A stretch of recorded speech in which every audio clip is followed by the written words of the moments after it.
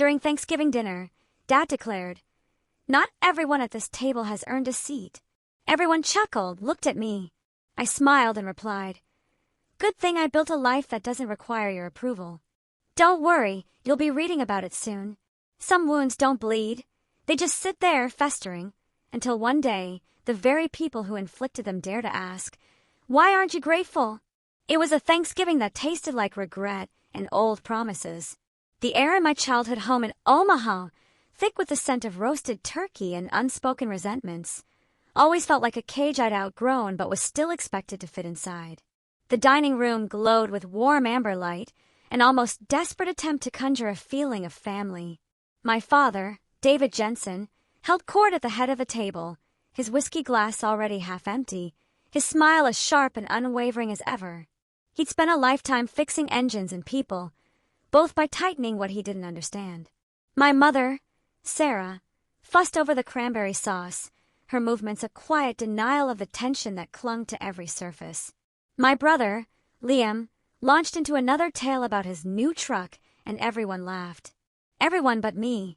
Then my father, David, raised his glass, his voice a booming echo of every judgment I'd ever heard. "Not everyone at this table deserves to be here," he declared, his gaze like a knife straight into my chest. The laughter that followed was instant, too loud, too practiced. Every single head turned towards me, the overeducated daughter, who dared to leave, the one who made their perfect little world just a little bit too uncomfortable. But this time, I didn't flinch. I met his gaze, steady and cold, and a quiet fire ignited inside me. "Good thing I built a life that doesn't need your approval," I said, my voice barely a whisper, yet it cut through the room. "Don't worry, you'll read about it soon." The silence that followed was deafening, a sudden, terrifying void where laughter had just been. My mother froze with her fork midair. My father's grin flickered, just for a second. The old wall clock ticked louder than it should have, a booming pronouncement of a moment everything irrevocably changed.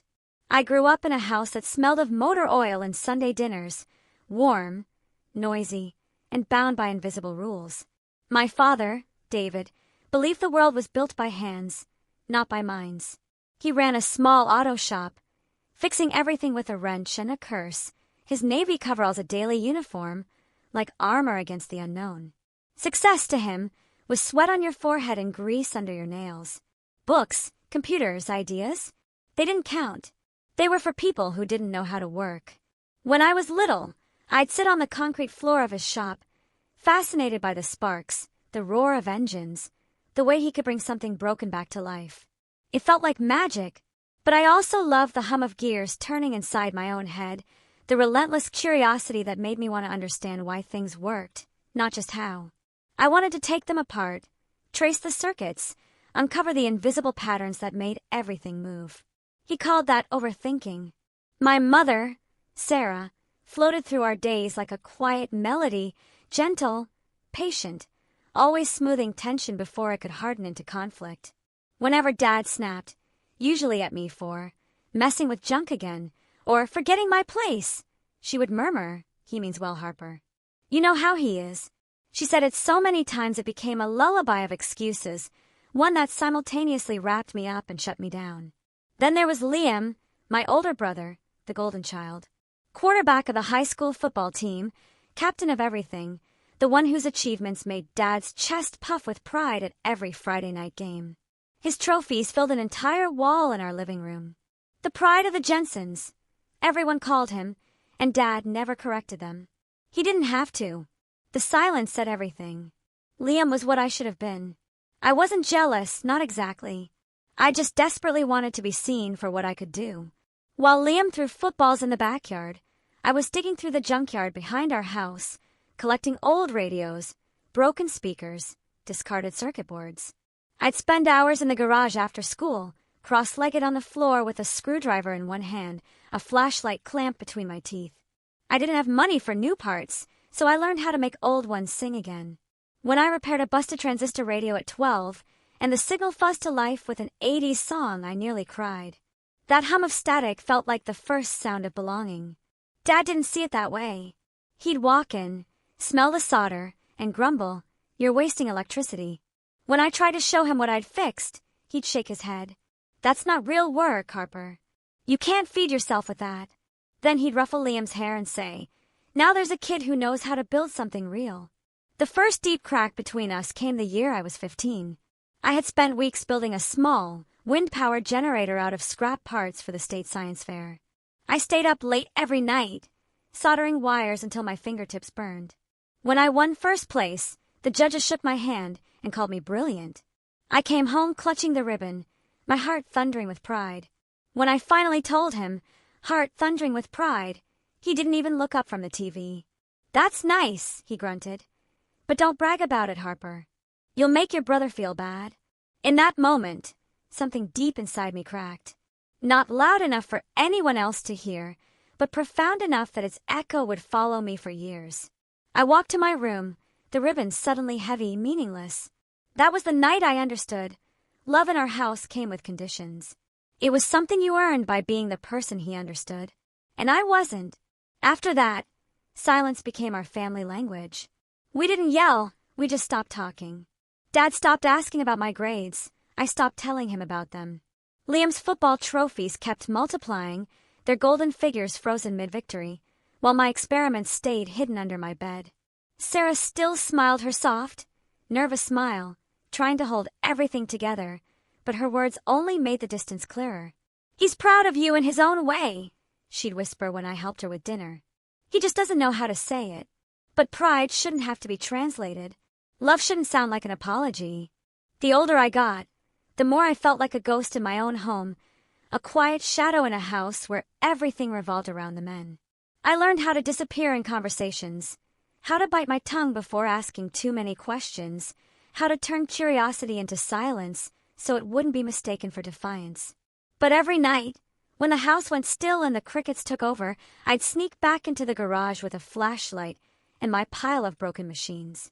There, under the low hum of the fluorescent bulb, I felt free. That garage became my sanctuary, the one place in the world where my hands could move without judgment, where the sound of solder touching metal drowned out the words I'd stopped saying.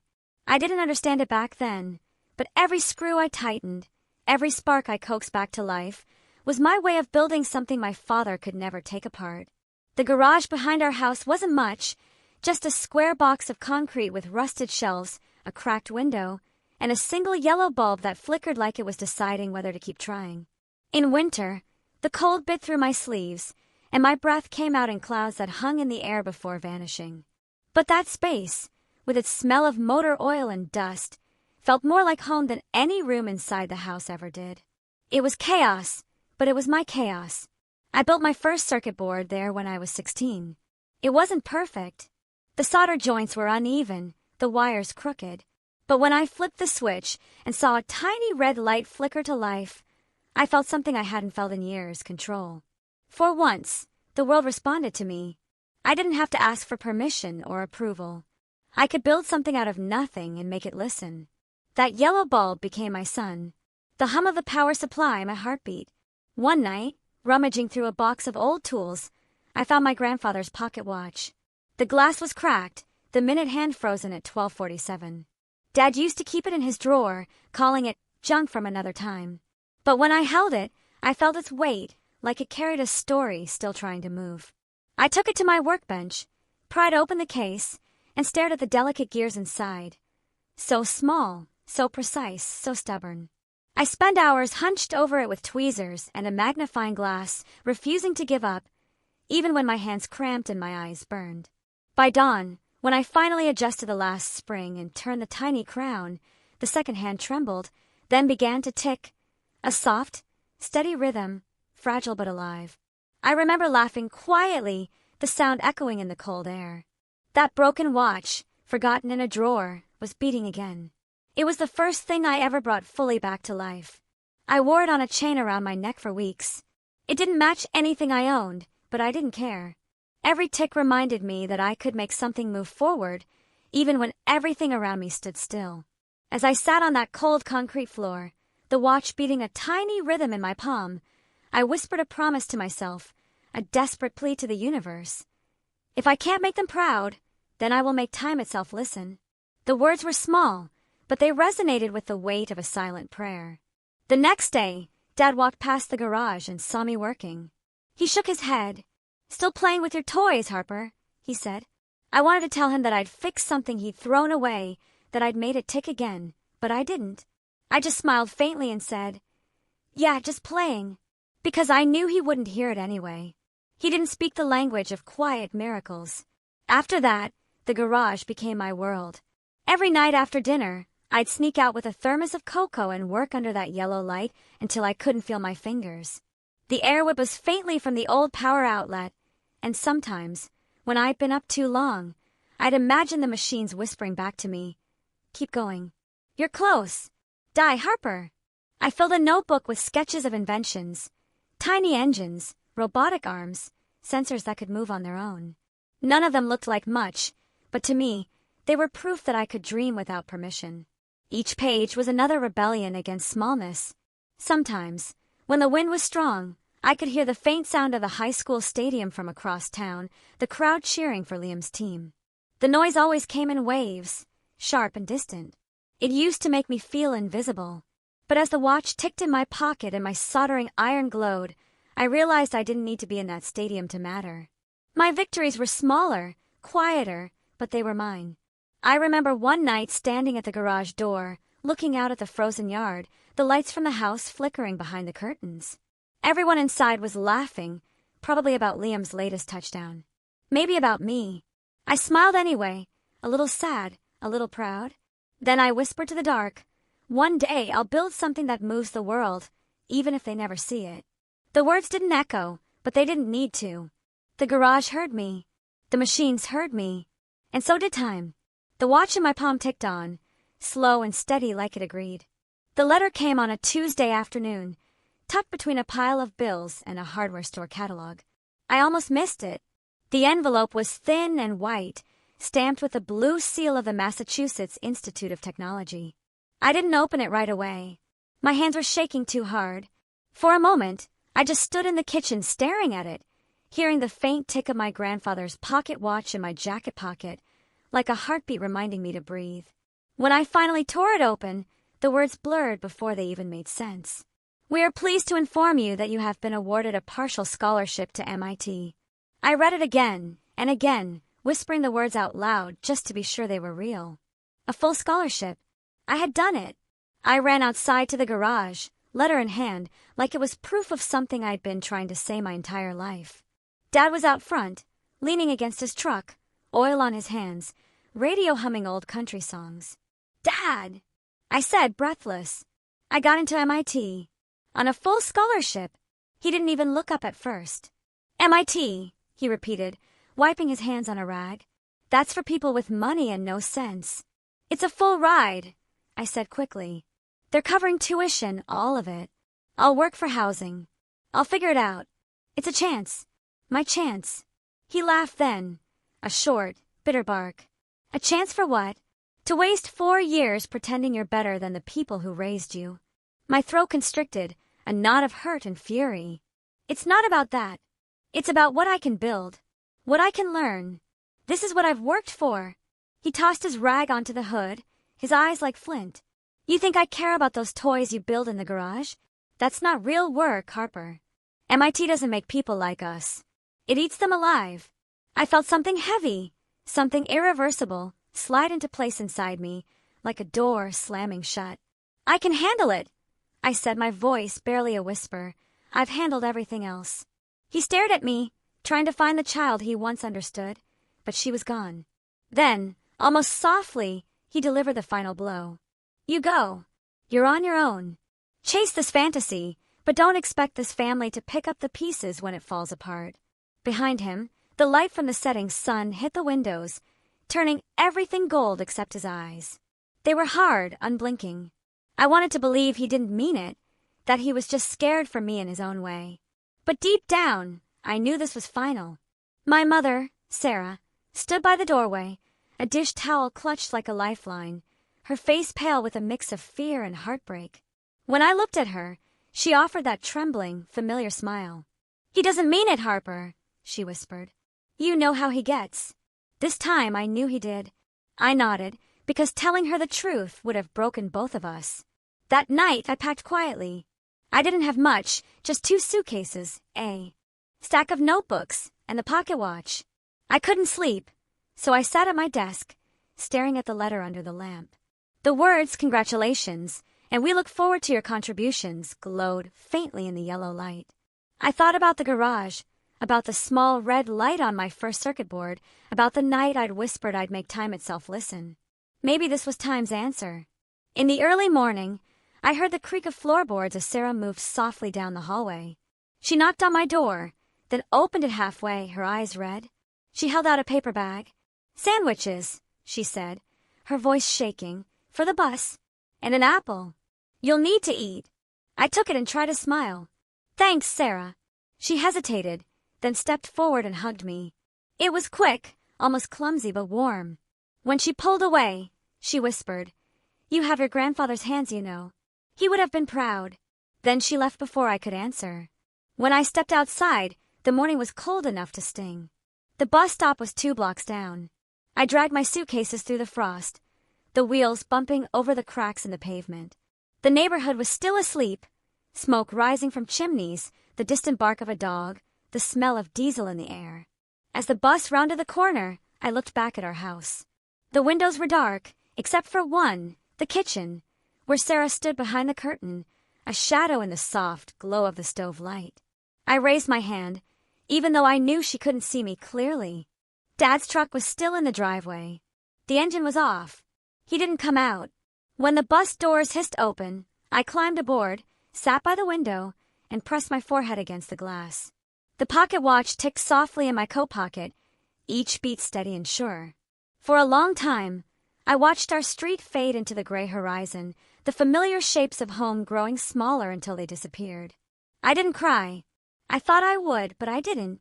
There was something freeing in the silence of that bus, in the way the world opened wide and endless beyond Nebraska's flat roads.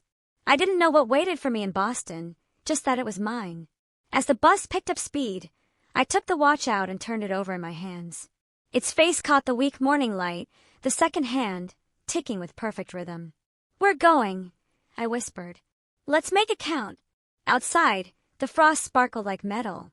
The highway stretched ahead, long and bright, carrying me toward a place where I wouldn't need anyone's permission to exist. Cambridge was nothing like Omaha. The city moved faster, spoke louder, and never stopped glowing. Even the air felt smarter somehow, charged with ambition. I rented a room in a crumbling 3-story house off Massachusetts Avenue, the kind with radiators that hissed all night and windows that never fully shut. My room was barely wide enough for a twin bed and a folding desk, but it had a single window overlooking the street. And from there, I could see the faint red glow of the MIT dome. It felt close enough to touch, like a promise I had finally caught. The scholarship covered tuition, but not living expenses, so I took whatever jobs I could find. Washing dishes at a cafe before sunrise, cleaning labs at night, running on coffee and sheer luck. I kept the pocket watch in my coat pocket at all times. When I was too tired to think, I'd slip my hand inside, feel the slow rhythm of its ticking, and remind myself why I was here. If I can't make them proud, I'll make time itself listen. Days blurred together. Lectures in the morning, problem sets in the afternoon, work until midnight. Some nights, I'd stay in the robotics lab until dawn, curled up on the floor beside half-assembled prototypes, the hum of machines lulling me into a shallow sleep. My body was constantly tired, my brain constantly alive.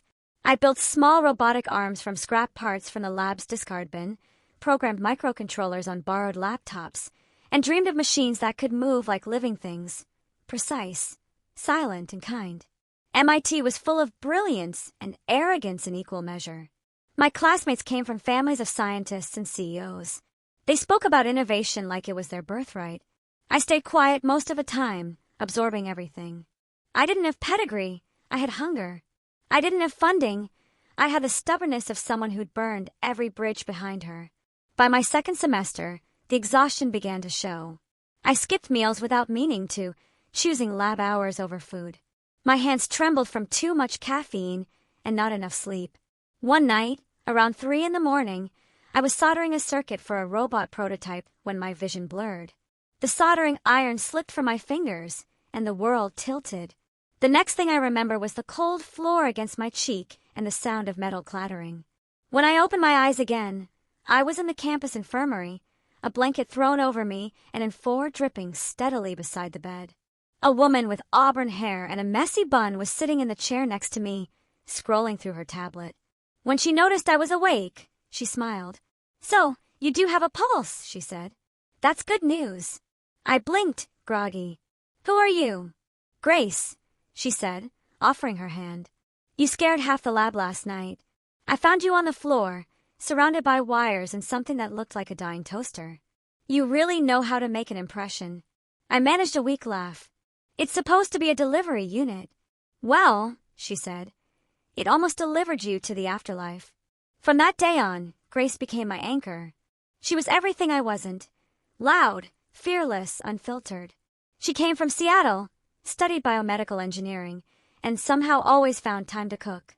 "You can't run on vending machine granola bars, Harper," she'd scold, showing up at my door with soup in a plastic container. "Brains need fuel. Live, laugh." I didn't realize how lonely I'd been until Grace started showing up. She didn't ask about my family, and I never volunteered the story. We didn't need to.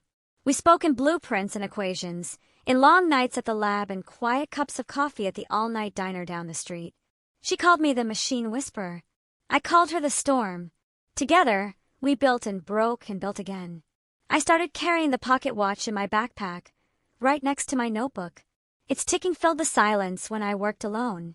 Sometimes, when I was too tired to think, I'd take it out, set it beside my laptop, and tie my progress to its rhythm. It reminded me that precision could coexist with persistence, that you didn't have to rush to move forward. The years crawled and sprinted all at once.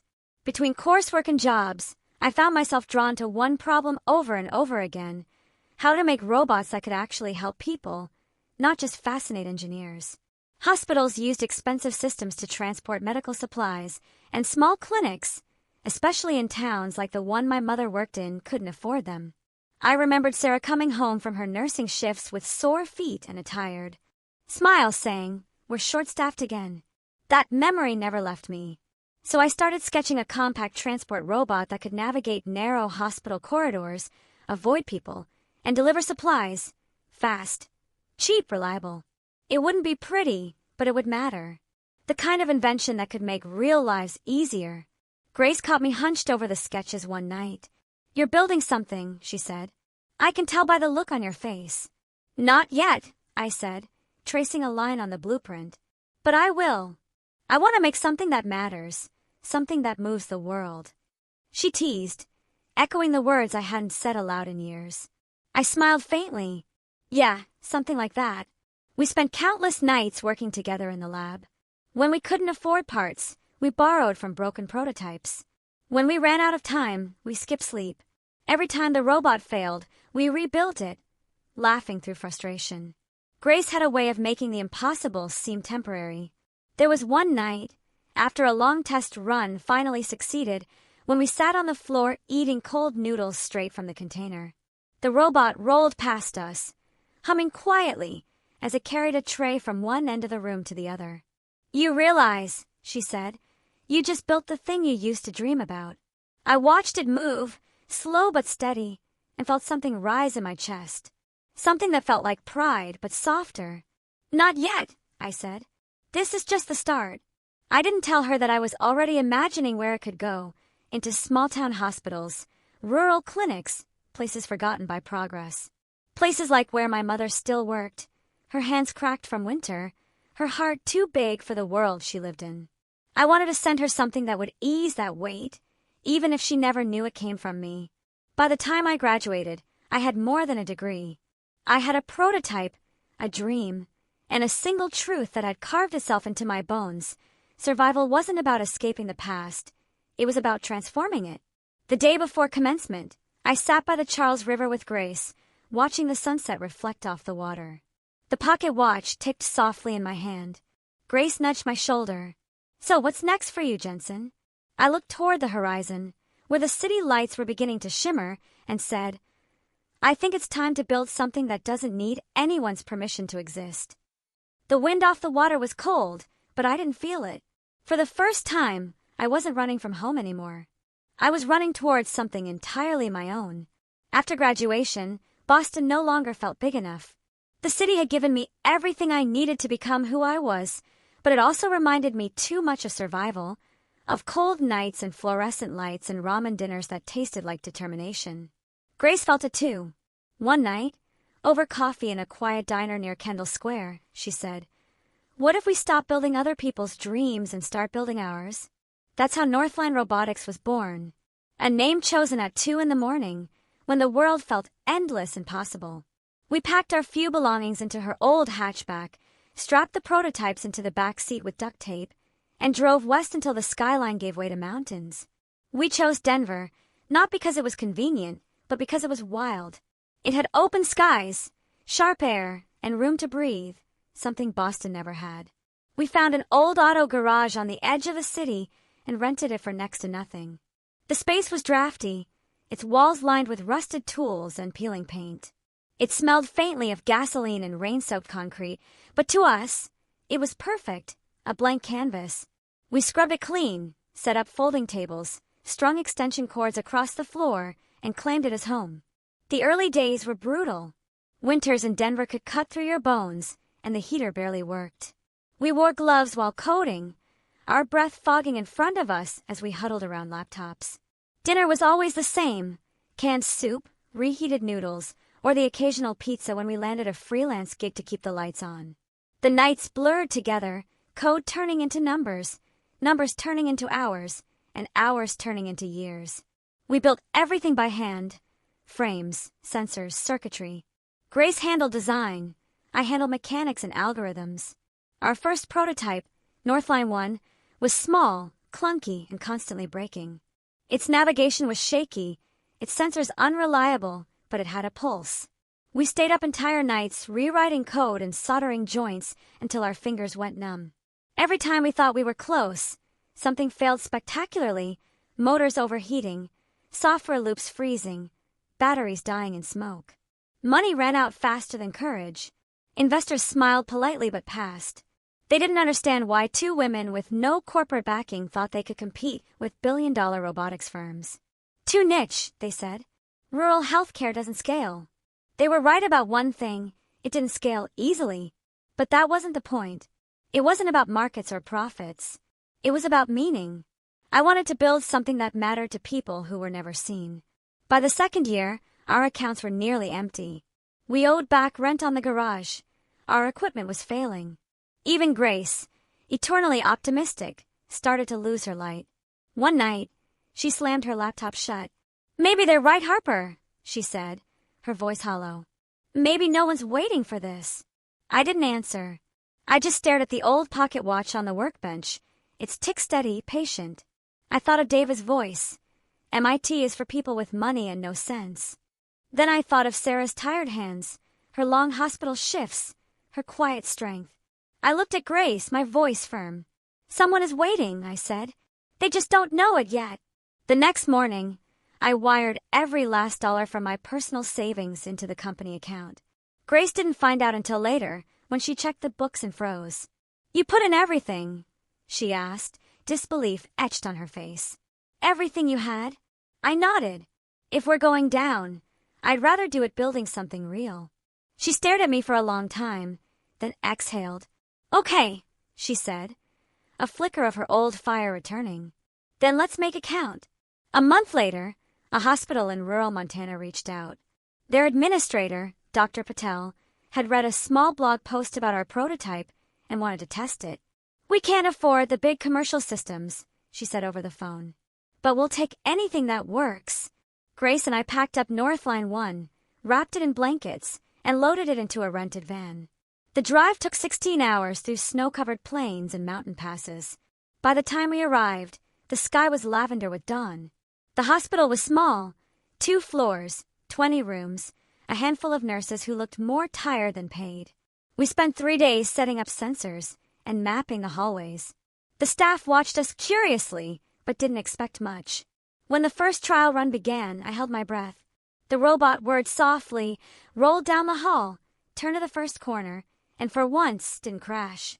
It carried a tray of lab samples from the nurses' station to the diagnostics wing without a single error. The nurses clapped, half in disbelief. By the end of the week, Northline 1 had completed over 200 deliveries. Supply turnaround times dropped, costs plummeted, and nurses who once spent hours running errands now had time to sit with patients. Dr. Patel called us into her office on the final day, her eyes shining. "You didn't just save us money," she said, her voice thick with emotion. "You gave us time. You gave our nurses time to actually nurse." On the drive back to Denver, snow fell in slow, silent sheets.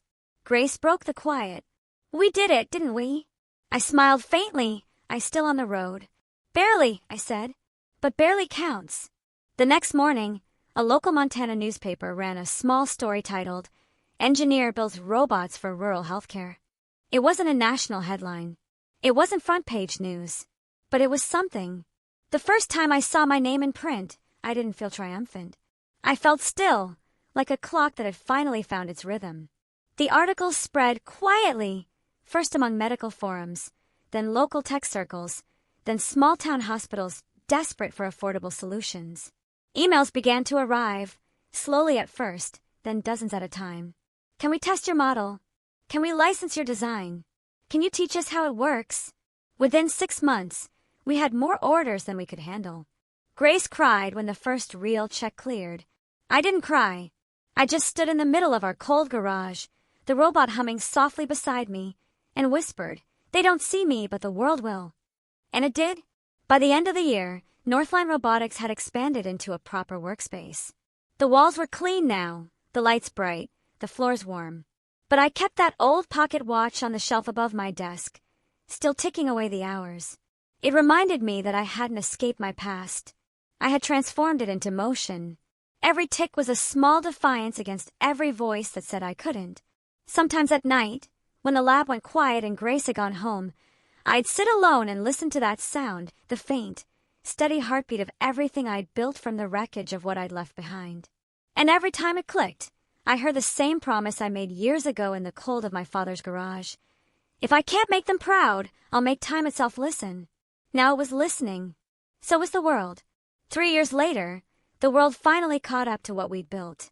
Northline Robotics had grown from a cold garage into a real company, 30 employees, multiple hospital contracts, and a clean, glass office downtown with our name etched on the door.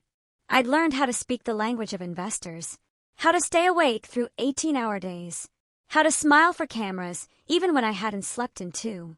Grace called it success. I called it survival with better lighting. When the email came from Forbes, I almost didn't open it. The subject line read, "Congratulations, you've been selected for the 30 under 30 in healthcare." I stared at it for a long time before clicking, half expecting it to be a mistake. It wasn't. They wanted to feature our work on robotic systems for rural hospitals. The same dream that had started in a freezing Denver garage, now printed in a glossy magazine that used to sit untouched on my father's coffee table. The ceremony was held in San Francisco. All marble floors and glass chandeliers. Cameras flashed, champagne flowed, and people introduced themselves with smiles that didn't quite reach their eyes. I wore a simple navy suit and a silver watch. The pocket watch was too old for nights like this, but I kept it in my purse anyway. It ticked faintly, grounding me. During the live interview, under blinding lights, the reporter leaned in, her smile bright. "Harper Jensen," she gushed, "your company has helped hospitals across 5 states. That must feel incredible. Tell me, your family must be so proud, right?"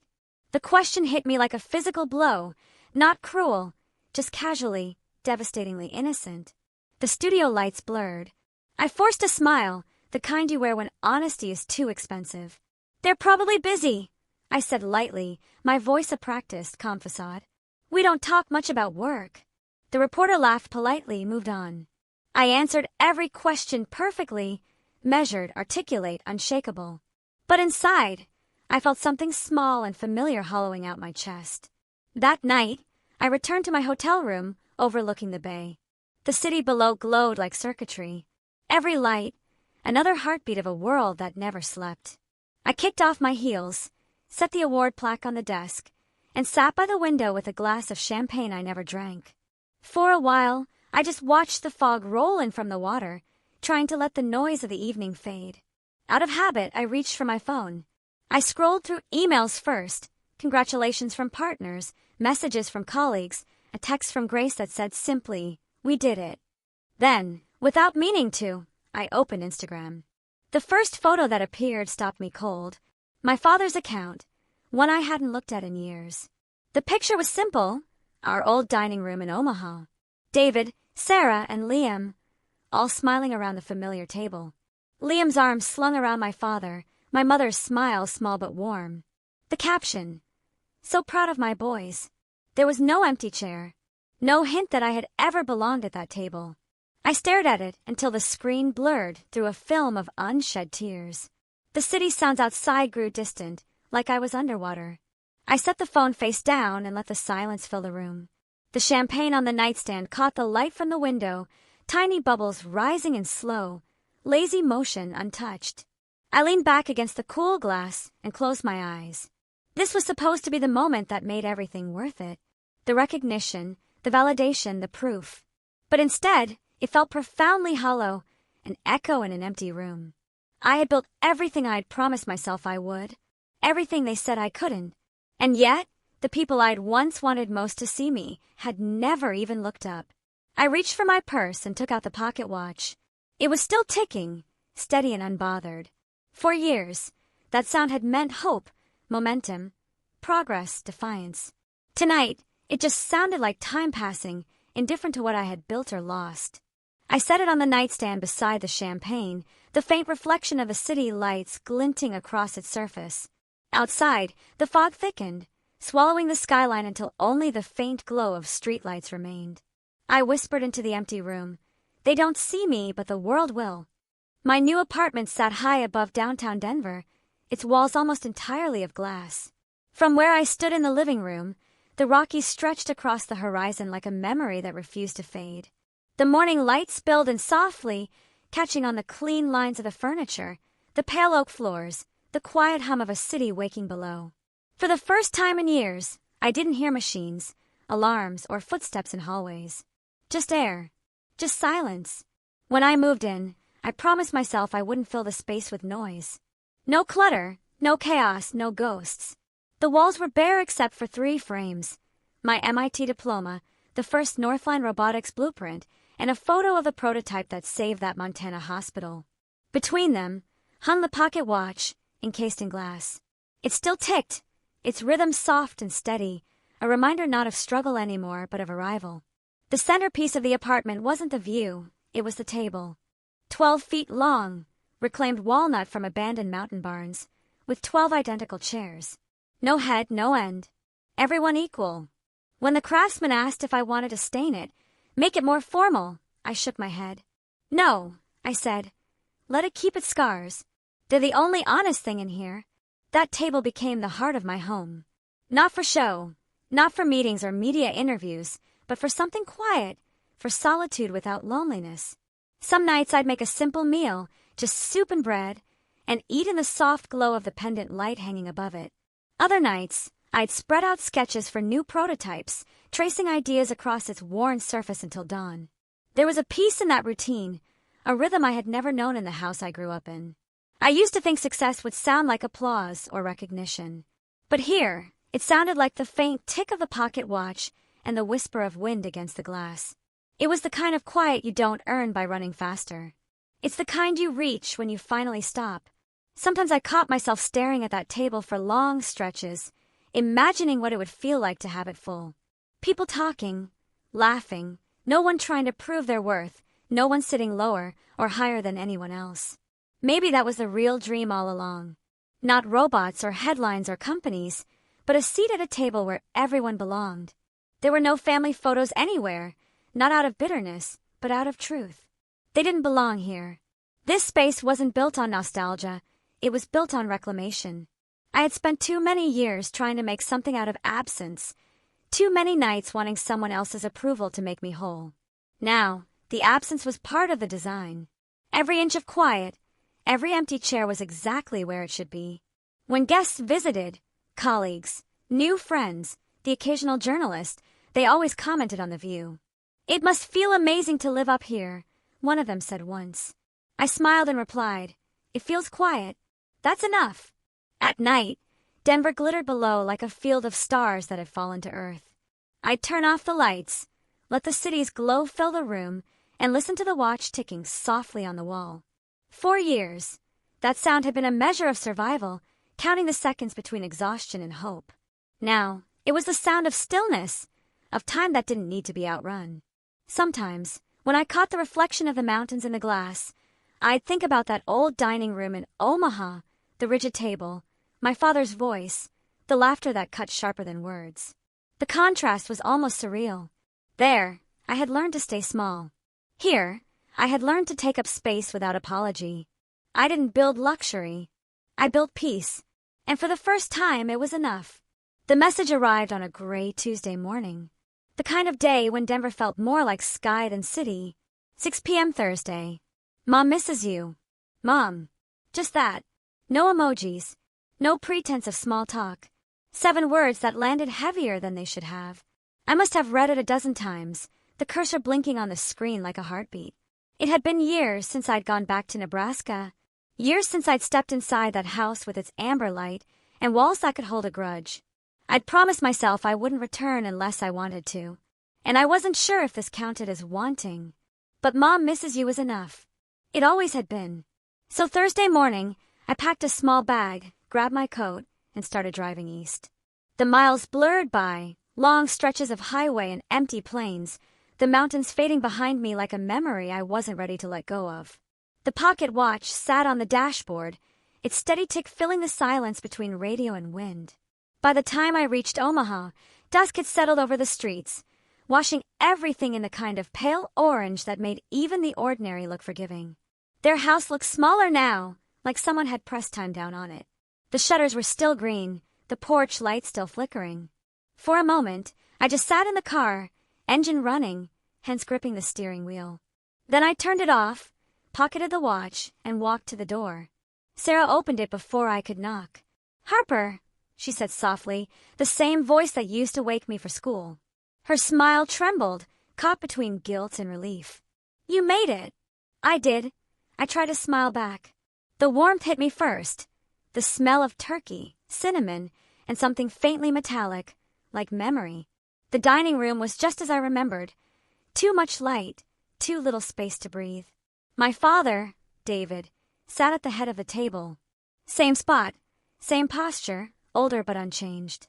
His hair had thinned, his shoulders stooped slightly, but his presence still filled the room like static. Then he looked up, a flicker of surprise across his face before he masked it with that familiar, tight smile. "Well," he grunted, "didn't think you'd actually come." "I almost didn't," I replied, my voice holding an edge that surprised even me. Liam was there, too, sitting beside his wife, a broad grin on his face. "Harper, you wouldn't believe it. We just finished remodeling the house. Built it ourselves. 4 bedrooms, garage big enough for both cars. Dad says it's the pride of the Jensens." "Of course he did." I smiled politely. Let him talk. He filled the air with stories about Little League and mortgage rates, the safe kind of talk that kept everything else buried. I nodded in the right places, laughed when I was supposed to. Sarah busied herself at the counter, her movements careful, as if one wrong sound might break the fragile peace. The conversation stayed light for most of dinner, but it was the kind of light that flickers right before it burns out. Every word was layered with the things none of us were saying. My father, David, asked about my machine company in the same dismissive tone he'd once used for my toys. My mother, Sarah, asked if I was eating enough. Liam offered to set me up with a smart girlfriend. Then, after the second bottle of wine, the air in the room shifted, growing thick with unspoken words. David leaned back, swirling his glass, a dangerous gleam in his eyes. He raised it, his voice booming, exactly as it had years ago. "You know, not everyone at this table deserves to be here." The words hung, heavy and familiar, a ghostly echo of a past Thanksgiving. The laughter came then, automatic, too loud. Liam laughed, his wife joined in. Even Sarah managed a nervous, practiced smile, the kind that whispered, "Please, let's not make this worse." All eyes, again, turned to me. The old clock ticked, marking the moment. I placed my wine glass down, deliberately, every movement precise. I looked at him, not angry, not wounded, but with a clarity that felt like steel. "Good thing I built a life that doesn't need your approval," I said, my voice quiet, firm, and unshakable. "Don't worry, you'll read about it soon." The laughter died instantly. The room plunged into an absolute, breathless silence. My mother froze with her napkin in hand, eyes flicking between us. Liam cleared his throat, muttered something about dessert, but no one moved. My father's face hardened. He didn't speak, but his grip on the glass tightened until his knuckles went white. I stood slowly in my chair, scraping against the hardwood. "Thanks for dinner, Sarah," I said softly. "The food was good." She opened her mouth, an apology perhaps, but nothing came out. I walked toward the door, the sound of my heels echoing through the silence. At the threshold, I turned once, just enough to see them frozen around the table. My brother looking down, my mother still clutching the napkin. My father's fork suspended midair, his mouth half open, like a man about to defend something he no longer believed. Outside, the night was crisp and cold. The porch light flickered once, twice. I stood there for a moment, breathing in the quiet.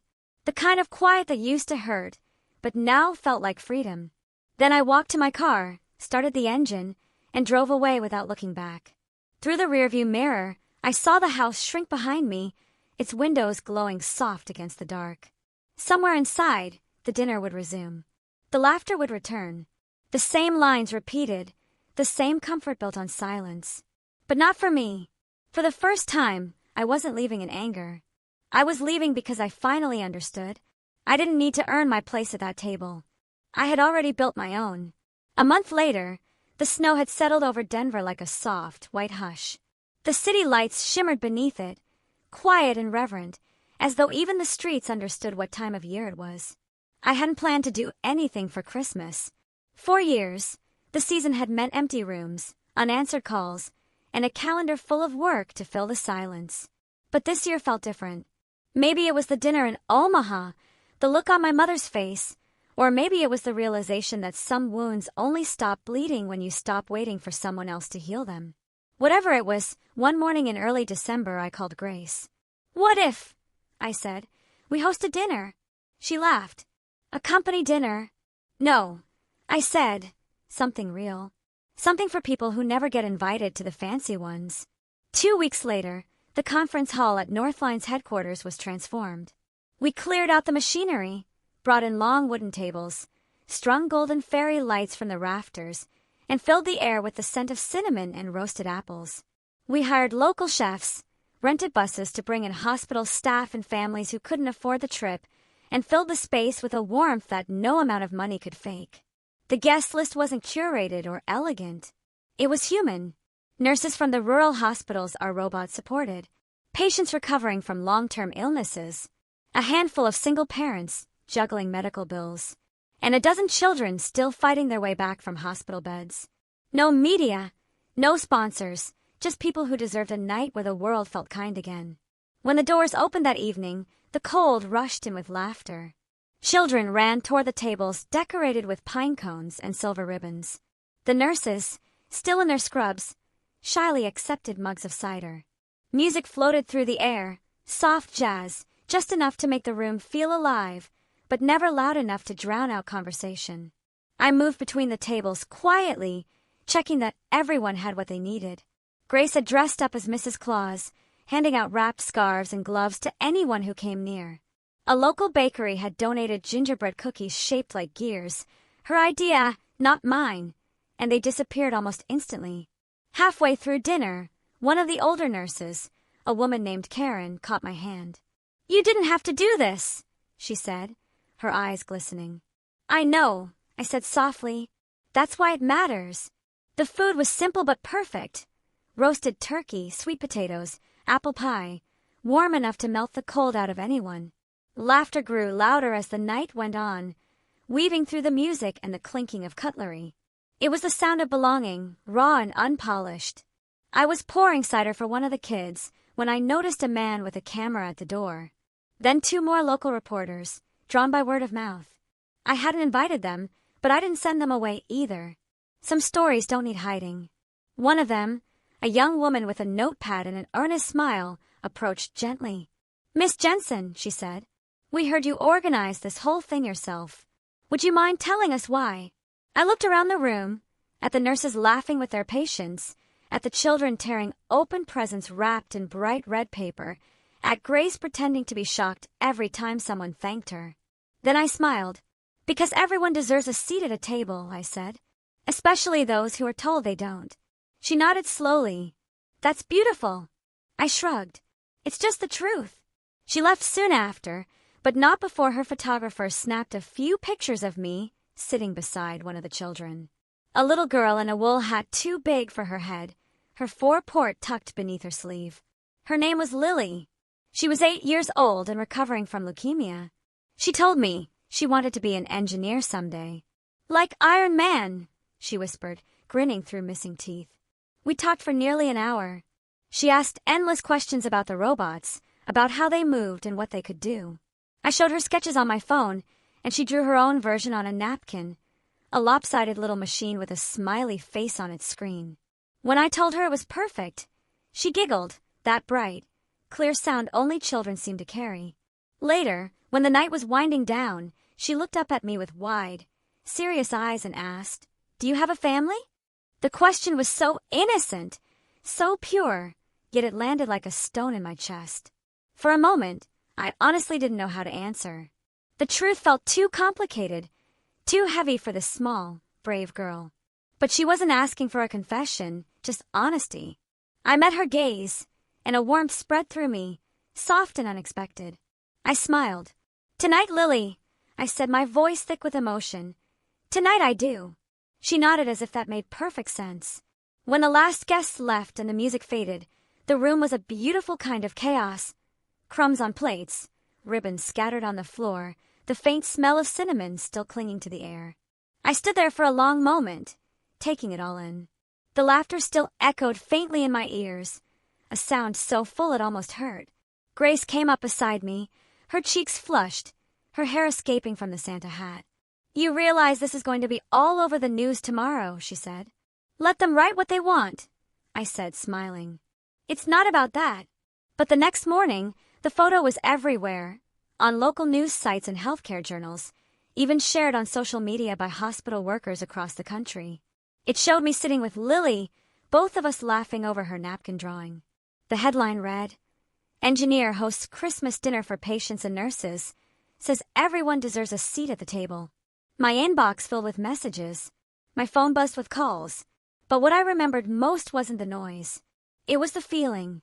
The warmth of that room, the smell of cinnamon, the laughter that didn't come at my expense. That night, I walked into my apartment, the golden city lights glimmering against the snow, and set the pocket watch on the table. It ticked softly, filling the space like a heartbeat. For years, that sound had marked time passing without meaning. Now it sounded like grace. And for the first time, I realized something simple, something I'd spent years chasing without knowing why. I didn't need to be proud of where I came from.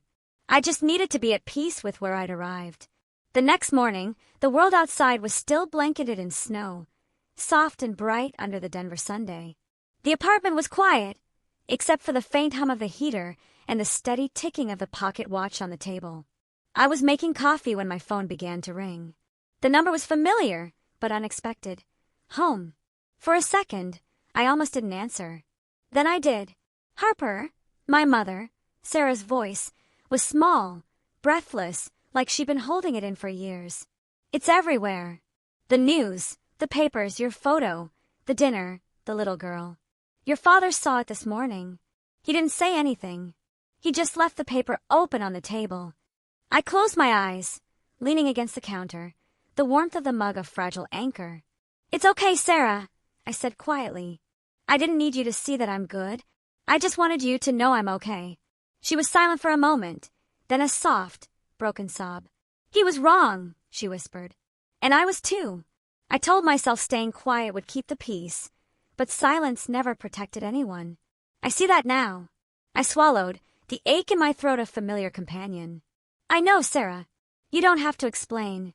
I should have stood up for you," her voice cracked. I should have told him to stop, that you didn't need to be like him or Liam to make us proud. I thought I was keeping the family together, but all I did was lose you. The words hit, not with anger, but with the raw, brutal honesty of a truth long buried. You didn't lose me, I said softly, my voice catching. I just had to go build something else before I could come back. She laughed, a shaky, fragile sound through her tears. Your father, she paused, searching. He didn't say anything, but when he read the article, engineer builds a table for those who had none, he just sat there for a long time. Then he folded the paper and walked out to the porch. I pictured it all, the old kitchen, the newspaper, the very table where his cruel words had once echoed. And now, another table, another story, printed for the world to see. Maybe he's thinking, I said. That's a start. Do you think he'll call? She asked, hope fragile in her tone. I smiled faintly, a genuine, hard-won peace settling over me. I don't need him to, Sarah. A long, quiet breath from her end. It's Christmas soon, she said finally. If you want, I mean, you don't have to. Sarah, I interrupted gently. Every Christmas gives us another chance to start again. Maybe this one's yours. I heard her sharp intake of breath, then a soft exhale, like a weight finally lifted. I love you, Harper. I know, I said, and for the first time I truly meant it. I love you too. When the call ended, I stood there for a long time, the phone still in my hand. The apartment wrapped in the hush that follows forgiveness. Outside, the snow had stopped falling, and sunlight streamed through the window, scattering across the long wooden table. On it sat the folded newspaper, the Denver Post, its front page still visible. Engineer built a table for those who had none. Beside it lay the pocket watch, its face reflecting the light, its steady tick echoing softly through the room. I sat down, running my fingers along the worn wood grain of the table, tracing its imperfections. Every mark told a story. The late nights, the loneliness, the building and rebuilding of a life that no longer needed permission to exist. For the first time in a long time, I didn't feel angry or small or unseen. Just peaceful, whole. In the quiet, the watch kept ticking, unbothered by the world's noise. Its rhythm filled the space like a heartbeat, patient and alive. I smiled to myself, looking out over the snowy Denver skyline, the mountains standing tall in the distance, strong, steady, and forgiving. Time, I thought, doesn't heal by erasing. It heals by keeping rhythm until you're ready to dance again. And as the city shimmered below, I whispered into the stillness, Merry Christmas, Sarah. The watch ticked once more. Steady. Sure. The sound of life moving forward, one beat at a time. If anyone ever told you that you don't belong at their table, build your own. Make it wider. Fill it with the ones who are left standing in the cold, the ones who are told to wait their turn, to stay quiet, to be smaller. What did you build when the world tried to shrink you? Share your story in the comments below. I'm reading every single one.